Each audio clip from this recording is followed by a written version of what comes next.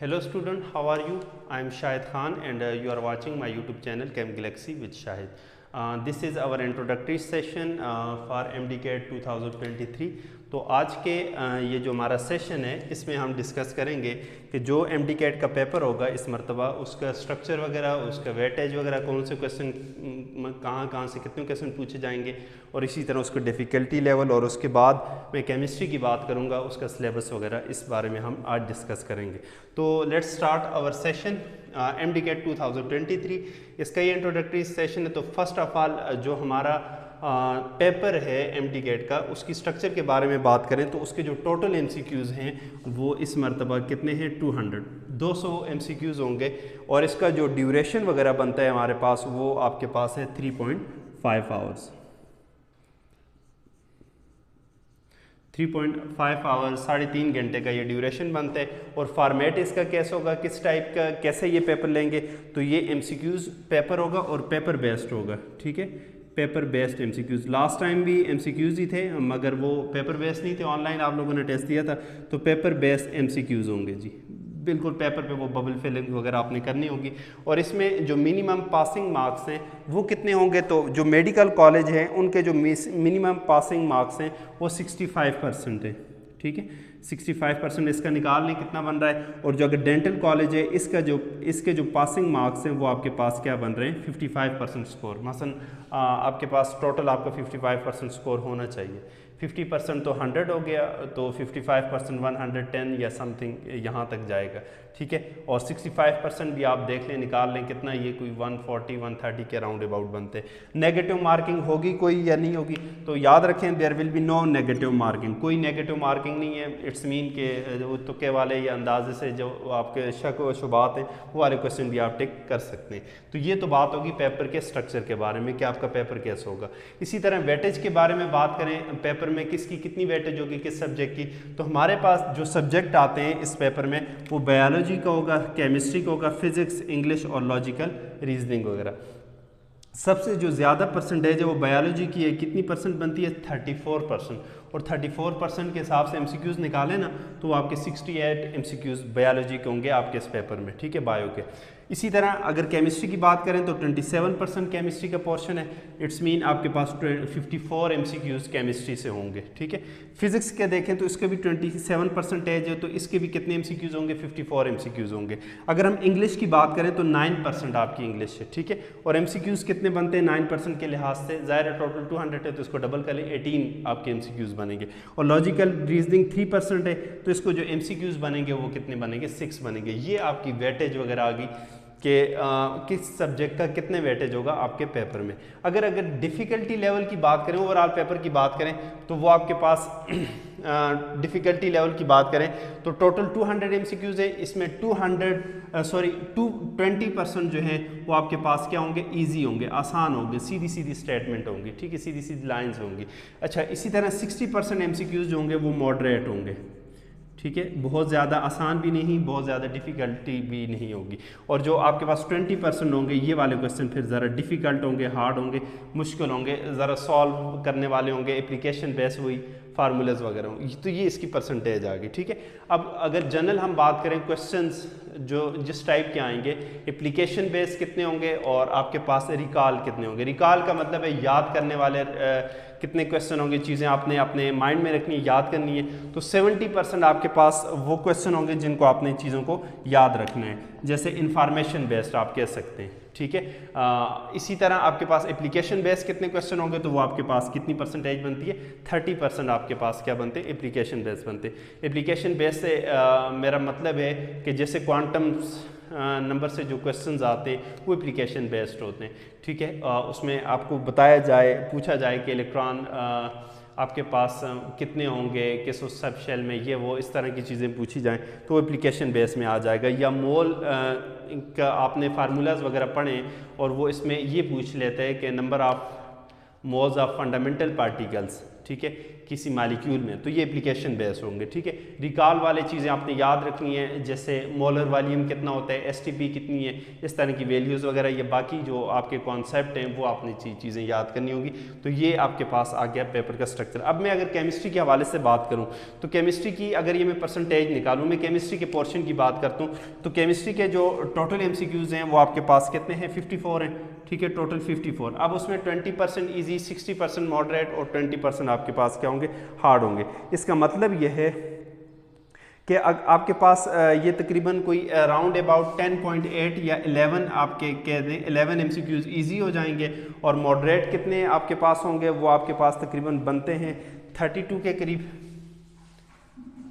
32, और आपके पास ये जो हार्ड होंगे ये भी राउंड अबाउट 11 हो जाएंगे। ठीक है, केमिस्ट्री की अगर मैं डिवीजन करूँ कि ज़ाहिर 54% का 20% निकालें तो ये बनते हैं। ठीक है, कि आपके पास 11 MCQs आसान होंगे, 32 मॉडरेट, और आपके पास 11 वाले हार्ड हो जाएंगे। अगर इन ये जो मैंने परसेंटेज लिखी ओवरऑल पेपर की, इसको मैं केमिस्ट्री पे अप्लाई करूं तो केमिस्ट्री में जो रिकॉल वाले क्वेश्चंस बनते हैं वो तकरीबन 38 के करीब, 37.8 है, हम 38 कर लेते हैं। ठीक है, और जो आपके पास बाकी जो MCQs हैं वो 16 MCQs बनते हैं, वो आपके पास क्या होंगे, एप्लीकेशन बेस्ड होंगे। ठीक है, जिसमें कोई फार्मूला वगैरह में वैल्यूज़ वगैरह पुट करके आपने क्या होंगी चीज़ें फाइंड आउट करनी होंगी, या आपने कॉन्सेप्ट पढ़ा है और किसी और उस पर अप्लाई कर सकते हैं। मसलन कोई भी कॉन्सेप्ट पढ़े किसी दूसरे क्वेश्चन में उसको अप्लाई करके इस तरह एप्लीकेशन बेस्ड, लाइक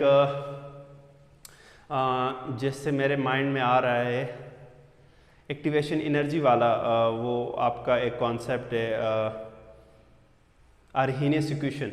ठीक है, उसमें आपके पास जो फैक्टर पूछ सकता है कि टेम्परेचर का के साथ क्या उसका रिलेशन है, या एक्टिवेशन एनर्जी के साथ क्या, ये वाले जो क्वेश्चन होंगे ये एप्लीकेशन बेस्ड आ जाएंगे। ठीक है, तो इस तरह आपने इन चीज़ों का क्या करना है, ख्याल करना है। ये मैं केमिस्ट्री के हवाले से दे रहा हूँ। ठीक है, अच्छा, अब अगर हम बात करें, चूँकि मैंने केमिस्ट्री का ये हमारा चैनल है, हम यहाँ केमिस्ट्री सीखते हैं, तो केमिस्ट्री की बात करें तो ये तो मैंने आपको बता दिया कि टोटल केमिस्ट्री के 54 MCQs, उसमें आसान कितने होंगे, 11 क्वेश्चन होंगे, सीधे सीधे होंगे जो हर एक कर सकते हैं। ठीक है, जैसे actual yield is always less than या ग्रेटर देन थ्योरेटिकल यील्ड, इस तरह के क्वेश्चन। मॉडरेट वाले ये भी थोड़ी बहुत चीज़ें चेंज करके, ठीक है, आसान से, मसलन बहुत ज़्यादा डिफ़िकल्टी लेवल पे नहीं जाएगा। जैसे आपको बैलेंस केमिकल इक्वेशन दे दी है, ठीक है, और आपसे पूछ लिए कि what will be limiting reagent या एक्सेस रिएजेंट, तो ज़ाहिर है आपको पता है ये वाला कॉन्सेप्ट तो उस पर अप्लाई नहीं होता, बैलेंस केमिकल उसमें कोई लिमिटेड एक्सेस नहीं होता। तो ये मॉडरेट की। और हार्ड की अगर हम बात करें तो हार्ड वाले में जो आएंगे आपके तो इसमें कुछ हम जैसे हम ट्रिक्स की बात कर रहे होते हैं वो इसमें आ जाएंगे, कुछ हम निमोनिक्स की बात कर रहे होते हैं वो इसमें आ जाएंगे। इसी तरह कोई हमारे पास कोई फार्मूला वगैरह उसको चेंज वगैरह करके वो इसमें आ जाएंगे हार्ड की उसमें। ठीक है, हम बात करते हैं केमिस्ट्री के सिलेबस की। अगर हम सिलेबस की बात करें तो केमिस्ट्री के सिलेबस की बात करें तो हमारे पास डिफरेंट पोर्शन है। ठीक है, इसमें ऑर्गेनिक केमिस्ट्री भी इन्वॉल्व है, इनऑर्गेनिक केमिस्ट्री भी, फिजिकल केमिस्ट्री। अब वन बाय वन बात करते हैं। इनऑर्गेनिक केमिस्ट्री भी है, फिजिकल भी, और उसके अलावा बायो केमिस्ट्री भी। ठीक है, तो वन बाय वन बात करते हैं कि किसके कितने चैप्टर्स हैं। अब अगर हम बात करें केमिस्ट्री की तो केमिस्ट्री की डिफरेंट ब्रांचेज इसमें आपको मिलेंगी। तो केमिस्ट्री की अगर हम बात करें इसमें आपके पास पहली ब्रांच आ जाती है इनऑर्गेनिक केमिस्ट्री।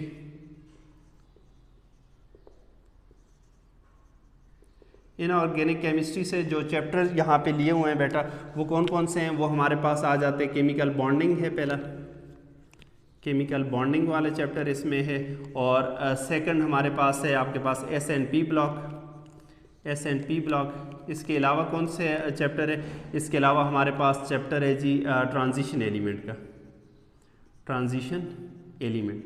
ये वाले जो चैप्टर हैं ये आपके किस पोर्शन से हैं, इनऑर्गेनिक केमिस्ट्री से। इनऑर्गेनिक में ये आपके 3 चैप्टर आ जाते हैं। ठीक है, transition elements, S block and P block, और केमिकल बॉन्डिंग। अच्छा, इसके अलावा अगर हम बात करें ऑर्गेनिक केमिस्ट्री की,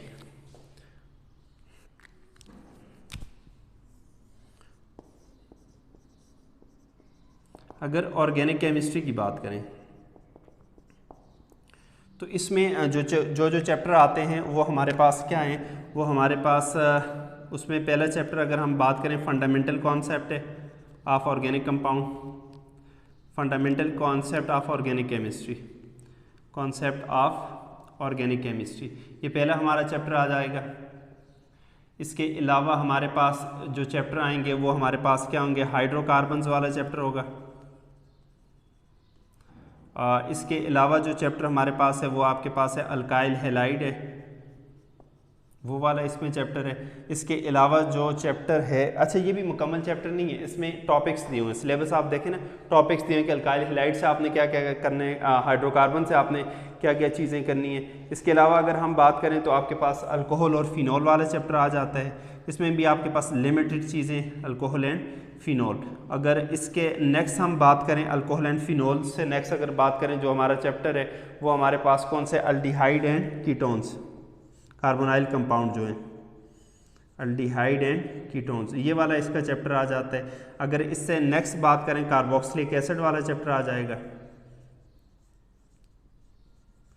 तो ये चैप्टर आपके पास क्या होंगे, ऑर्गेनिक में होंगे, जिसमें fundamental concept of organic chemistry, hydrocarbon, alkyl halide, alcohol and phenol, aldehyde, ketone और उसके अलावा क्या आएगा, कार्बोक्सिलिक एसिड वाला। ये हमारे जो चैप्टर्स हैं ये आपके पास क्या होंगे, ये ऑर्गेनिक में आएंगे। इसी तरह अगर फिजिकल केमिस्ट्री की बात करें, ठीक है, फिजिकल केमिस्ट्री मैं इधर लिख लेता हूँ, तो इसमें जो चैप्टर आएंगे, इस ब्रांच में जो जो चैप्टर हैं वो हमारे पास हैं। पहला चैप्टर है आपके पास फंडामेंटल कॉन्सेप्ट, इसके बाद आपके पास आएगा एटॉमिक स्ट्रक्चर। इसी तरह इससे जो नेक्स्ट चैप्टर है हमारे पास वो आपके पास आएगा गैसेस। नेक्स्ट आपके पास आ जाएगा लिक्विड। उससे नेक्स्ट हमारे पास चैप्टर है आपके पास सॉलिड। उसके बाद आपके पास केमिकल इक्विलिब्रियम। उसके बाद आपके पास जो चैप्टर है वो केमिकल काइनेटिक्स। उसके बाद जो चैप्टर है वो थर्मोकेमिस्ट्री। और उससे नेक्स्ट जो चैप्टर है आपके पास बेटा वो आपके पास क्या आएगा, इलेक्ट्रोकेमिस्ट्री। फिर वही बात कि आपने पूरी बुक नहीं करनी, आपने क्या करनी है, पीएमसी की आउटलाइन देखनी है, उसमें जो जो इसके टॉपिक्स दिए वो आपने करने हैं। तो फिजिकल में हमने डिस्कस किया fundamental concept, atomic structure, gases, liquid, solid, equilibrium, kinetics, thermochemistry और इलेक्ट्रोकेमिस्ट्री। इसके बाद जो लास्ट आपका पोर्शन है वो आ जाता है किसका, मैं इधर ये ऊपर लिख लेता हूँ, वो बायोकेमिस्ट्री। बायोकेमिस्ट्री में हमारे पास जो चैप्टर है यहाँ पे वो आपके पास कौन सा है, वो आपके पास मैक्रोमॉलिक्यूल्स है। मैक्रोमॉलिक्यूल्स। तो ये टोटल कितने चैप्टर हो गए, एक चैप्टर बन गया बायोकेमिस्ट्री का।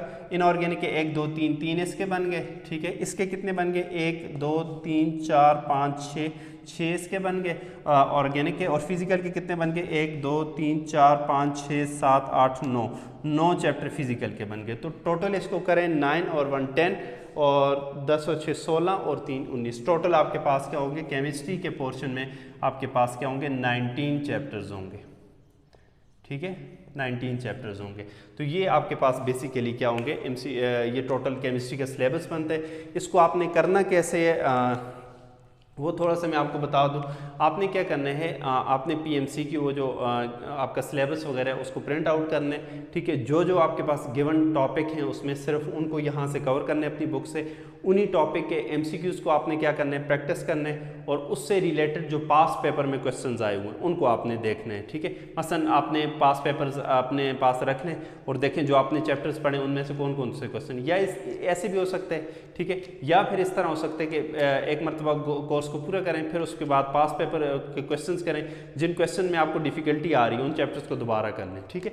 So wish you good luck. अगर आपको कोई कन्फ्यूजन वगैरह हो इसमें तो फिर आप लोग पूछ सकते हैं। आज के लिए यही एक इंट्रोडक्टरी सेशन बनाना था MD-CAT से रिलेटेड और जो हमारा सब्जेक्ट है केमिस्ट्री से रिलेटेड। इंशाल्लाह टाइम टू टाइम यहाँ पे MD-CAT से रिलेटेड मैं वीडियो अपलोड करता रहूँगा। Thank you so much.